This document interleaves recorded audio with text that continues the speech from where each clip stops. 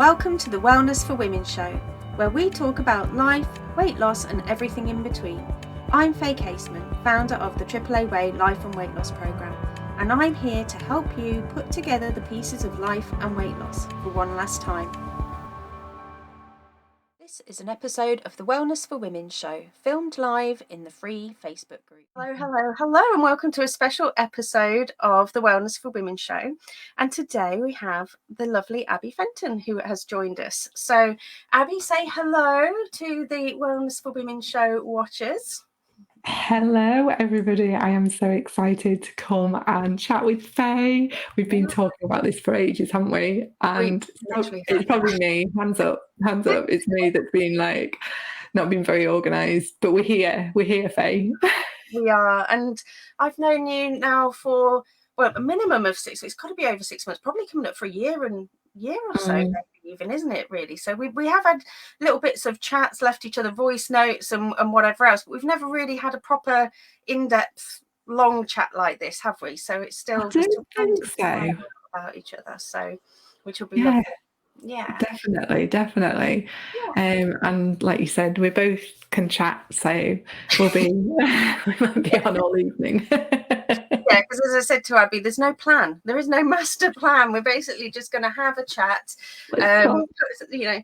Let's just see what comes out, and we'll go from there, and it's all good. So it's all see where it takes us. Exactly, it's all destined to be however it's destined to be, and so that is all good. Definitely. So tell so for the people who are catching the show the first time, I guess I should introduce myself. So I'm Faye Caseman. I am a life and weight loss coach, and I help people to lose weight, and I say it in inverted commas if that's what they want to do, but lose weight with love, because we've it's all about, for me, ditching restrictive diets and everything like that. And Abi, I'll let you introduce yourself. Tell the listeners and watchers all about you. What do you do? So I am a Reiki master teacher and a clinical hypnotherapist, eye movement therapist practitioner and NLP practitioner, but my main focus is helping people with their mental health feel better in themselves, calmer, more in control, and just feeling happy in who they are. Very much connected with you, Faye, really, isn't it? Of being content and happy with themselves, and that's a big passion of mine. That learning about who you are, really, and connecting with that sort of soul, intuition, and connecting with your authentic self, so that you can lead a happier, more fulfilled life, really. Yeah. And definitely connecting with me, because again, we are probably very similar, that we deal with mind, body and soul, isn't it? I think both of us do in our own ways and with our own different focuses and that kind of thing. But yeah, we're very much in a similar field, and want the same for people as well, I think, isn't it? Because I just want people to be happier in their journey, if that's what if they're working on a weight loss journey. And certainly for me, weight loss was all about finding myself. It was a journey, and that's how I got into doing what I do, was finding myself. And so I have actually got a part in my membership called Soul Food. And so things like purpose and joy will be in there. And so when your podcast is ready, and I know you're going to think about giving us something to pop in there as well, that's where you'll potentially sit, is in the soul food section, because it's all about feeding your soul as well as feeding your body and feeding your mind, ultimately. So definitely, it's just so connected, isn't it? Everything is aligned and connected, and if one thing is out of balance, then it can set other things out of balance. And I think that's why, like you said, having that holistic approach of looking at everything together is so beneficial, so that you can make sure that the mindset, physical, emotional, energetics, spiritual side can all sort of align. And once that's happened, like you said, you just feel more content with yourself, happier with who you are, and everything then, it is a journey though, isn't it? I think, Faye, it's not saying that, and I always say this to everybody, life's not perfect. And even when, like, as myself, as a therapist, like I say, I still have my struggles with my mental health and stuff like that. And I'm very open about that. But it's how we deal with it now that we, understand all these different, the mental side, the physical, the energetic, spiritual, emotional side. And I think that's it, yes, where we started is so important. And I always say that as well, I wouldn't be the person that I am now without that part of my journey. And I'm very grateful for that now to bring me on this path. But yeah, it is still a path and a journey, isn't it, of ups and downs and challenges and things to learn from. So yeah, I'm already going off on a tangent. Look, Faye. No. It's all good. And I think sometimes people can maybe scoff at the word journey, almost, and like the cliched journey. But it is so true. And I think sometimes one thing that I talk a lot about is sort of expectations. It's like we all want everything to be over yesterday, and we're sort of wishing. I did an episode on wishing for weight loss, for example, where we can spend a lot of time wishing for something. And certainly when, obviously I'll talk a lot about weight loss, but like when you're working on weight loss, you just want to be at goal already, but you don't give any thought at the start of the journey as to what actually happens when you get there. And that's what I actually found out myself, is that I got to my goal weight and I'd been conditioned over the years to think that almost like you get to the goal weight and then that's it, you're done. That's it. Mic drop. Finished. And actually what I found out is that's not the case. And I gained some weight.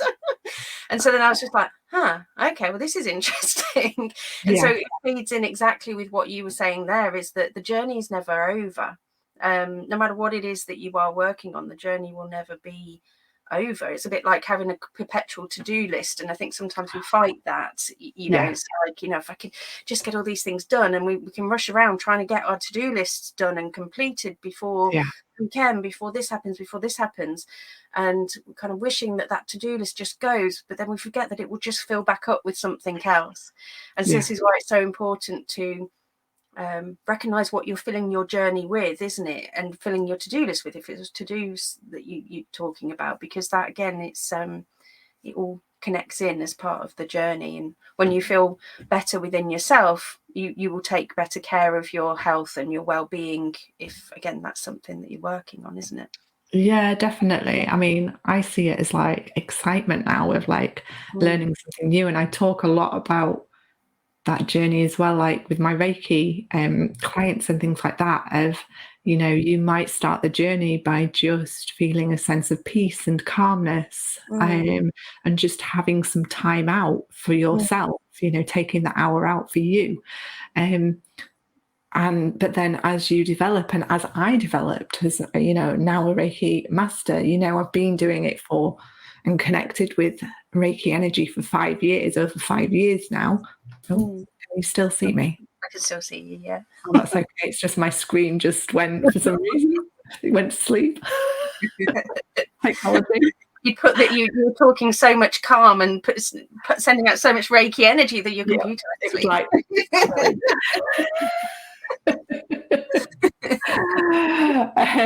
But yeah, it's.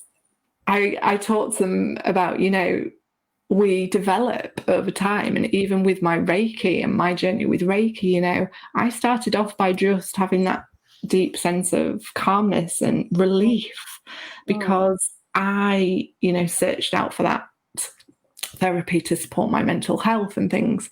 And at that time, it was some quietness, some peace for me in my head. But also it was a time to reconnect with myself.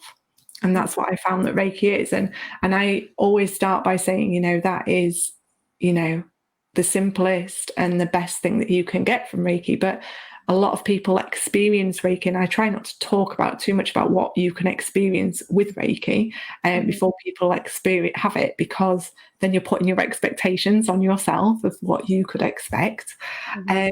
but people do experience it in different ways, and the more that you connect with it as well, the more that you develop. Like anything, the more that you learn about something, the more you become better or become sort of attuned to it.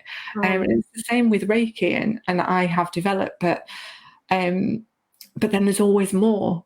And that's what I am loving. Even as a master teacher, I am still learning, and I am excited to see what else is out there. And I think that's it, I had this one path originally that there's Usui Reiki, which is the traditional Reiki, and I trained in that up to master level recently. But my first inkling was that was the only way. That was Usui Reiki was it. It's very simplistic, which I loved. And I thought, this is what it needs to be, a simple method and a simple thing for you to connect. But then through my journey and through, unfortunately, my original Reiki master retiring, I had to develop and find a new Reiki master. And as we know, you've got to find the right person to connect with, haven't you? So I did visit lots of different people, and it made me realize that, yes, I did find different people. And one lady made me do my level 2 again, which I was okay with, but it made me see that every person is different and everyone trains different and everyone puts their own approach on. And it made me open up to the fact that there's so much more out there to learn. And it filled me with excitement after what I thought was just this one simple path. And that's the same with life and our journey, isn't it? Often, any sort of path and journey that we're going on, we can think, yes, like you say, it's very simplistic and you can get there. But then you get there and you're like, oh, is that it? But actually, there's so much more, isn't there, to learn and to add to life and develop. And I suppose it's coming back to that. What's your soul purpose? What is it that you want? What makes you happy? What's going to fill you up, fill your cup up, and things like that. And often journaling and things like that can be really good, can't they? For trying to find that answer, really. Because like you say, otherwise it's that expectation, isn't it, on yourself that you just keep pushing and pushing. And sometimes we are put into that society where we always have to want more. Yeah, I think you're right. And I think sometimes it's wanting more, or well, I guess I always think in threes. It's like sometimes I guess you'll get people who don't think about more because they don't think that they could ever have more. You get people who don't go looking for more and they just stay with the status quo, and then you get people who do go looking for more, isn't it? It's and again, both sides scale, but it's but once you get that taste, and that's kind of what happened to me, because I was in camp don't go looking until I was 40, and then I discovered life coaching, and which was ultimately the fundamental part of my weight loss journey, effectively, and intuitive eating. And I can't believe I got to 40 and I didn't know about these things. And then once I, like you say, experienced that base level, I'm like, this is amazing. I've got to learn more. And then I'm sure there's some kind of quote, I don't know if I'm probably trying to quote Kung Fu Panda or something, where it's like, the apprentice becomes the master or something. I feel like there's a film in there somewhere. It's probably like Return of the Jedi or something. I don't know.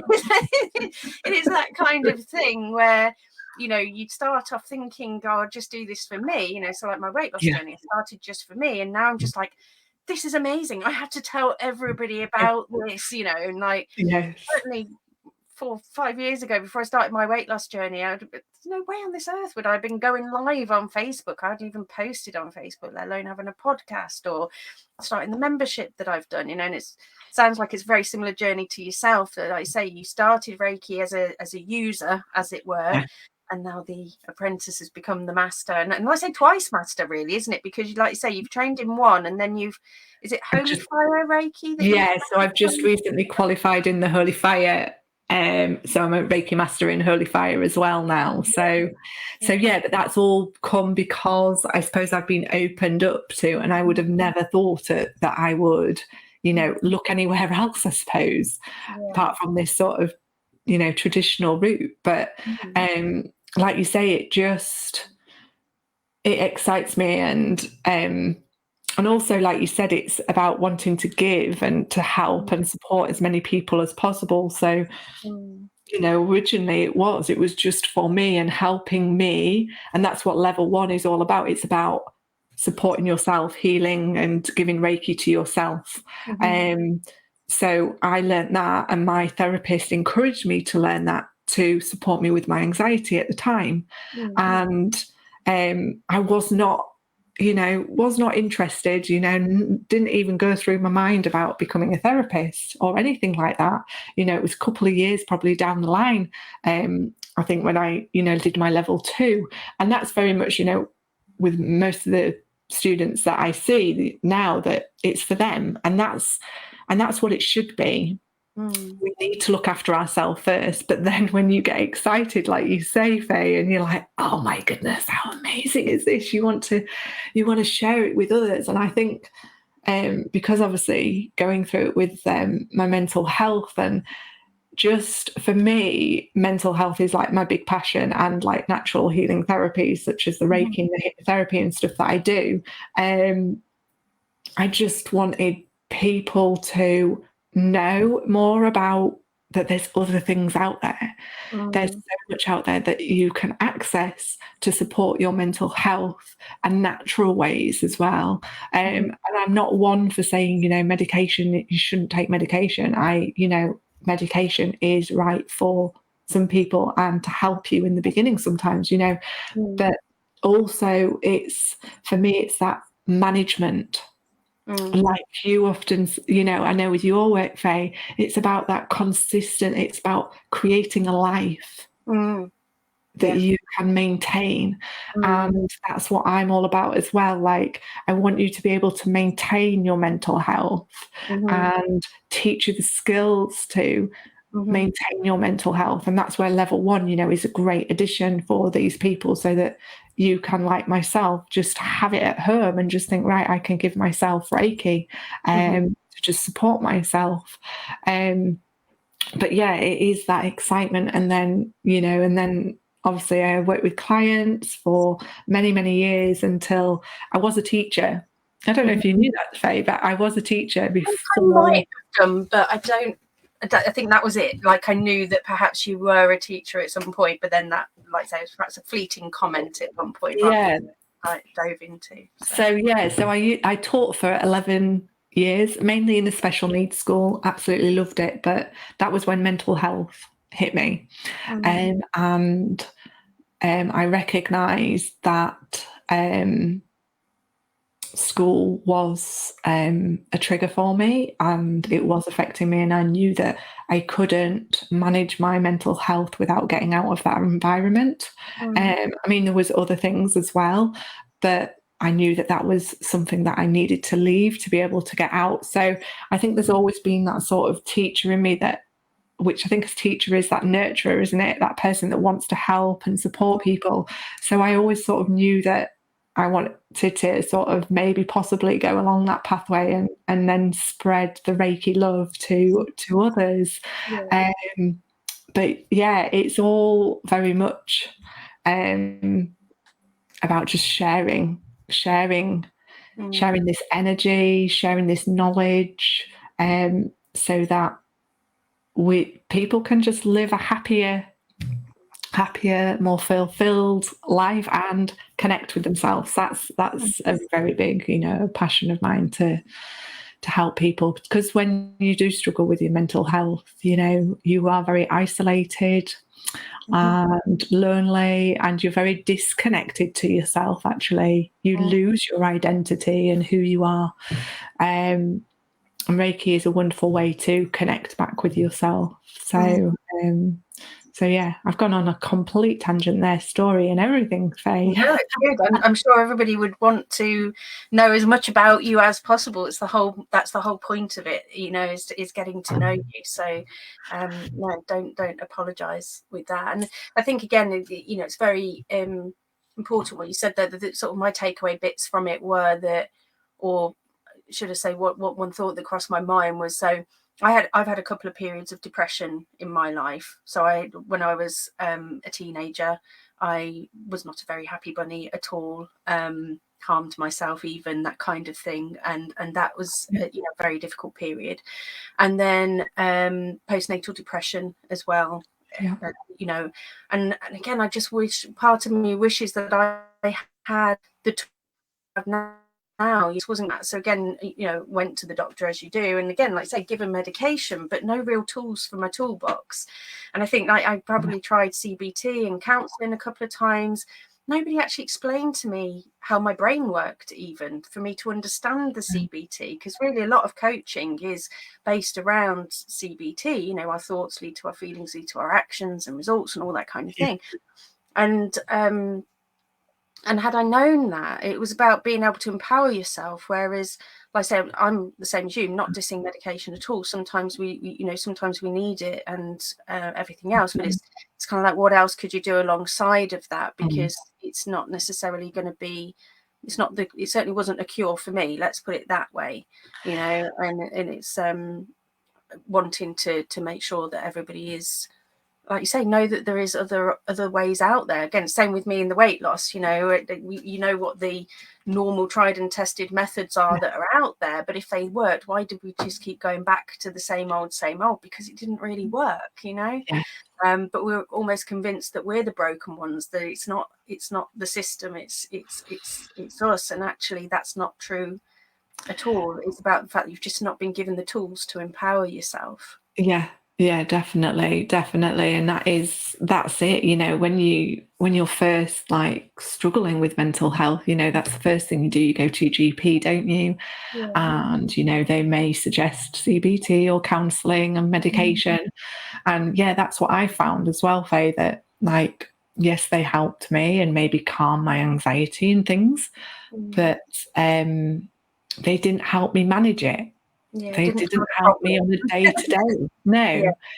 Didn't solve, didn't empower me to solve what the problem was in the first place. No. And maybe one of my counselling sessions did sort of help me find a bit of like where the root was, but it didn't then give me the tools to continue to, it was like, well, okay, this is, where it stemmed from. This is maybe, I don't know, I can't remember what they said to me, but probably, this is where you need to probably work on, but they didn't give me anything to do to work on it. He like left open. And I know that a lot of people come to me saying that they've unfortunately been let down by, these places. And I know that the NHS is going through a really difficult period at the moment and stuff. And I think that's why it's even more important for us to talk about mental health and what's out there and other options for people, and know that, it's not just medication, CBT and counselling, that there's other things that can support you and help you. So I think the more we talk about it, and just like, you have, and just speaking about mental health as well, I know it is talked about a lot more than it used to be, 10, 15 years ago, but still a lot of people do feel and hold a lot within themselves and don't feel that confident to be able to talk openly about it. So that's why I think, just seeing people and knowing that there are people out there and being surrounded by the right people, that's so important, isn't it? Being around people that can listen to you and be there for you, give you that encouragement, that positivity, boost you up when you're feeling a bit down and rubbish is also really important. So finding, communities and things like that. Finding your community, like say, finding your people, finding it, within yourself as well, isn't it? Yeah, absolutely. Definitely. And that can take time as well, I think. So I think that, it's remembering that, that comes as well. It can come with confidence. So it's building up that confidence and coming back to what you said earlier, actually, that's just pinged to me, and like the small steps, isn't it? It's taking those small steps that you talked about earlier and knowing that, you know, you will get there. Just taking each day as it comes and knowing that you're moving in the right direction, but also recognizing that we also do go backwards sometimes. You know, we all do have bad days. Yeah, and that's all okay, isn't it? You know, and I think sometimes as well when we do what we do, and I think you started off saying this at the start, and I think that's important, is that we are human. You know, if you read my email signature, it says life coach, podcaster, human, because you know, actually embracing my humanness is my biggest lesson actually from all of this. You know, I spoke, was it last week or the week before, about how, you know, I buried my feelings so deep I didn't even know I had them, because to me feelings were bad. I didn't like the way that they felt. You know, I didn't like certain ones felt, you know, the negative emotions for me were just things that shouldn't exist. Why should there be any badness? It should all be happiness. And to the point where then I faked the happiness. I had that sort of toxic happiness, toxic positivity kind of about me, until I kind of again got real with myself through these processes, you know. And like I say, finding out different things, experimenting with things, isn't it? So actually Abby actually did some, now I'm going to get it right, I'm not going to say it wrong, was it integral eye therapy? Integral eye movement therapy. Eye movement therapy. Because you offered a taster session, and I was like, yeah, I've never tried this before, let's try it. She got me looking in all weird and wonderful directions, everybody, but it was a really interesting and fascinating process. And actually, again, I was going through a lot of doubt at the time. I was really struggling in January time. I don't know whether it was just sort of the winter blues or what it was. I was being knocked about that by the perimenopause, and so I was exploring all of these different routes and modalities, and now come out the other side of that, and it could have been a very different story, and your session was part of that process, you know. And I'm grateful for that, and grateful for the time. And in fact, I was actually trying to do something earlier, and I was just like, I could tell that my brain wasn't connecting in, and so I started like looking in all different directions like you had me doing, and that helped. So again, you know, even though I'm not practiced in it, even though we weren't, you know, I was still able, I take the bits that I need to do what I need to kind of create my own path, because I'm very much about creating your own path and finding, like say, your own individual solutions to empower yourself, you know. Definitely take pockets of what you like and what works for you. And like we said, it's very much as well about connecting with that person. I talk about that, you know, I'm very open that I'm not the right person for everybody, you know, and that's okay. You know, but finding that person that you can connect with can really help with your journey as well. And yeah, every therapist and every person is different. Like you said, you know, you can take little bits from different people, and we all, I suppose, you know, with our trainings and stuff like that, we take what works and we sort of align it and connect it and make it feel comfortable for us. And when we feel comfortable as a, you know, a trainer, a therapist, we can deliver so much of better and, you know, higher quality, because it comes across and it's so natural, and then that's so much more beneficial to the client as well. And I think, you know, just like you say, picking bits and just thinking, well, this really worked, and but being open as well. And I think that is really important. Like you said, being open to trying all these things like you did, you know, seeing if it's something that you like. And I always say that with Reiki, because a lot of people like, oh, I don't understand it. It doesn't make sense. How can this thing work? And I just say, well, come and try it. Then you can make your opinion, you know, make an opinion on, you know, going and experiencing it instead of reading up and seeing what other people's opinions are. It's your experience, and that's going to, you know, tell you the most. and let you know if it is for you and it's not for you. But yeah, being open to those sorts of things is going to be, if you've got that closed door down on not even wanting to try anything, then it's not going to work for you. No. You've already put that intention out that it's not going to work. So it won't. So it's really important to have that openness and that willingness. And I always say to my hypnotherapy clients, you've got to want to be here. You've got to want to have this change, otherwise it won't work for you. Because subconsciously you'll have that block. And you'll be, it'll be saying, no, this, we're not going to change. We're not going to, I'm happy where I am. So it's very much about being open to be happy to receive and change. And that can be hard as well, accepting change, can't it? When you've been in a place for so long, that becomes the norm, doesn't it? Yeah, and again, you can get limiting beliefs from that as well, isn't it? And you see that all the time in weight loss as well. It's like, the typical thoughts of weight loss is hard. I'll never lose weight. They're all things that we'll say, and then, like say, you're shutting down your opportunity before you've even started, because and that's the first belief that you have to shift, which is why in the membership that I've got, one of the first things is about identifying what your current relationship is with food and weight loss, because those are the things that you need to change first. It's actually not so much about the food, it is about your beliefs, and definitely, and really it's about changing your beliefs with the method. So like using intuitive eating is sort of the base for the actual eating part, but actually what you're doing is that you're learning to trust yourself again. You're learning to trust yourself around food.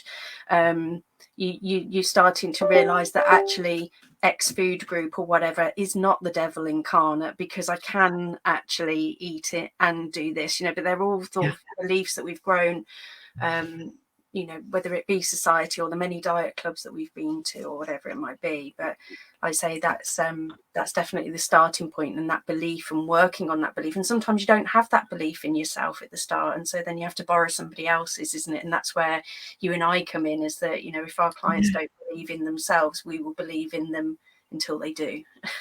Yeah, definitely. And like you said, it's like the eating is what I would say to, like, it's the symptom. It's the symptom of life. What's happening before that? And that's, a lot of what I work with, people come to see me for all sorts of things. And it's like, well, actually, I'm not going to work with you for that.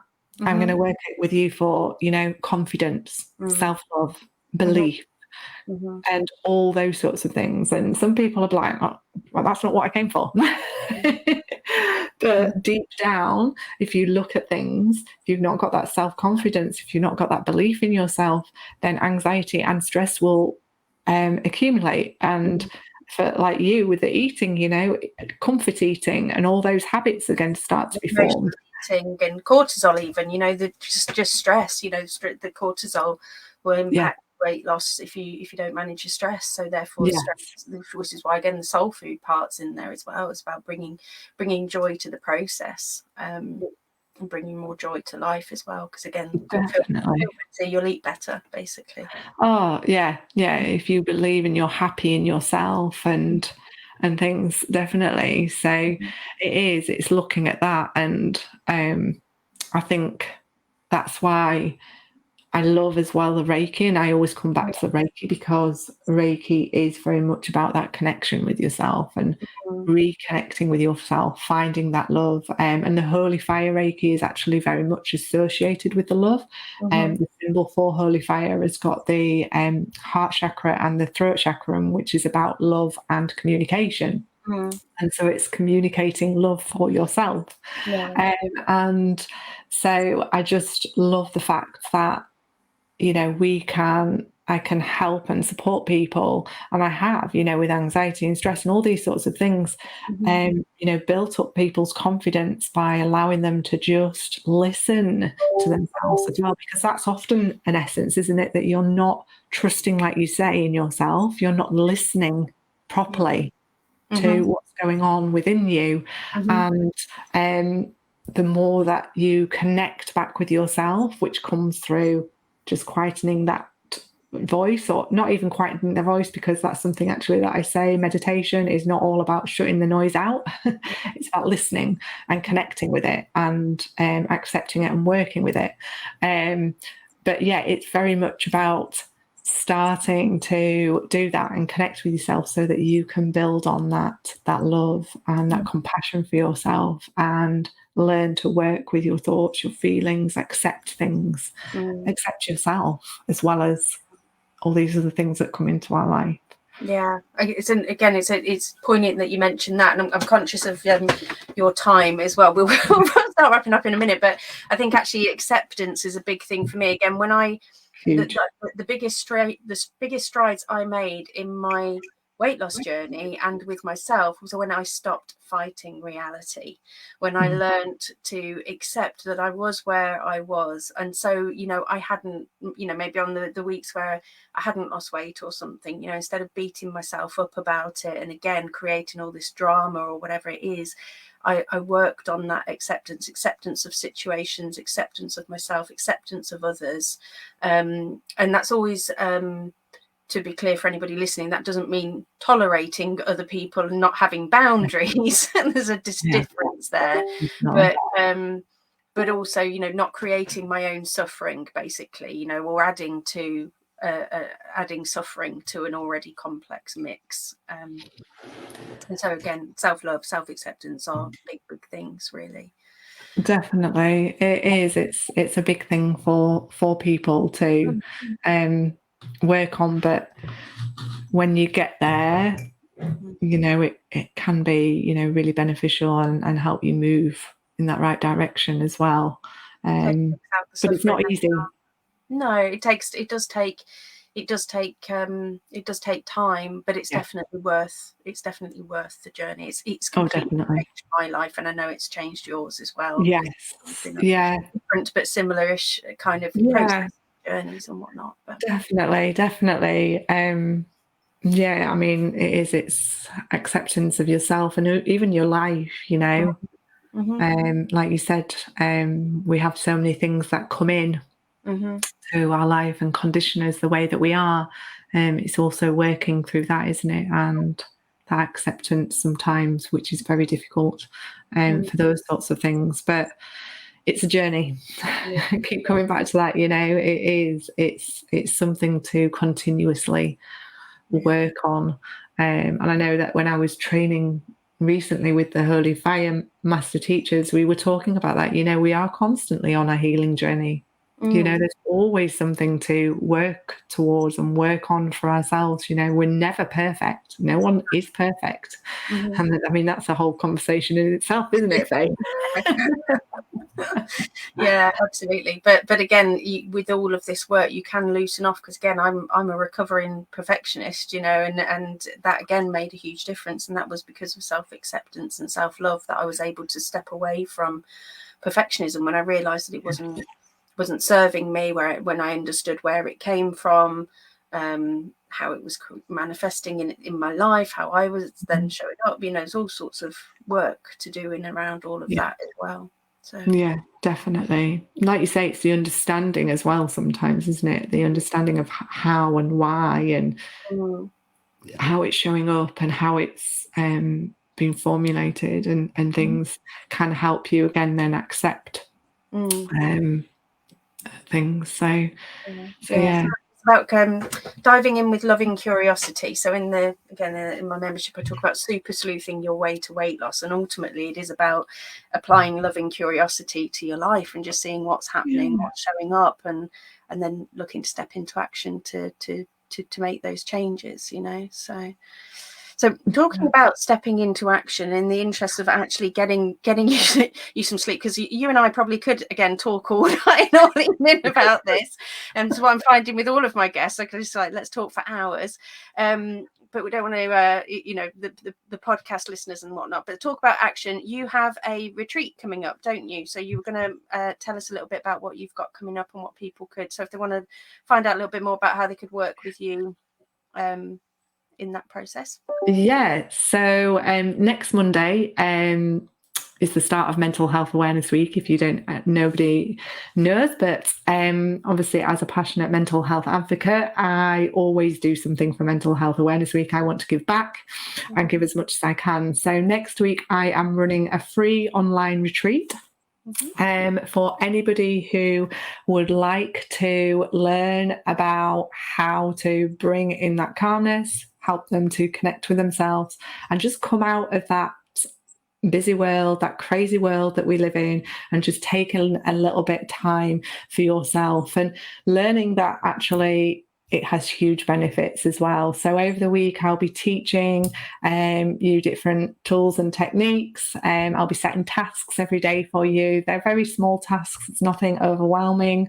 But I'll also be coming live into the group. So it's being held in a private Facebook group so that people can feel comfortable and safe to be open and to ask questions, share their experiences and things like that.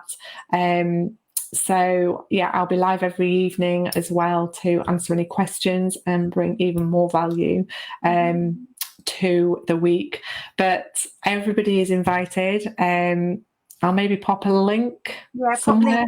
This has gone live in 3 places. By the time the podcast comes out and YouTube, it will be at the weekend, so we can still stick it under there. But Abby's going to give me the rest of her links as well for anybody who's listening to this, because again, this could be listened to in a couple of years' time. Who knows? So we're going to make sure that that there is something that's not just for now. But if you happen to be listening in a couple of years' times in Mental Health Week, Abby's probably going to be doing something somewhere else at that time. I probably will. I will. But yeah, no, I'll make sure that you're linked to the retreats on there, on all of these places, and also just any general links or anything like that you want to share. So make sure that you come back and check below those. Let's say they'll be up in 24 hours or something like that. So make sure you can find it if you're watching this and would like to see them and they're not already there. Yes. Fantastic. Well, I'll certainly be popping in. We can always do with a little bit of inner calm. In fact, my inner child got a little bit overwhelmed earlier. I'm having some overwhelm issues lately where I go really, really tired. And I can't, and I get brain fog. And so I was thinking it's the it's the old perimenopause. I'm of that age. Whereas actually, it turns out it's overwhelm. But my brain's not telling me that. So then I've got having to tootle off and do some journaling and have a little chat with the inner child. And then all of a sudden I've realised, she's just shutting me down because she's tired. She's overwhelmed. So. But it's that you've listened, you've been able to listen within and work with that, and that's what it's all about. But until you learn and understand how to stop, be quiet, or just connect with yourself, then you can't then action. And that's why it's so important to understand why this stillness, this connection, this time to listen and be calm can be so beneficial, because so many people think, oh, I've not got time for that, I've got all these jobs to do, I've got a whole list of other things to do that are so much more important. But actually, by doing this little bit of work for yourself can have huge benefits for, being more productive, being more focused, being more, excited and motivated to achieve things. So there's huge benefits out there.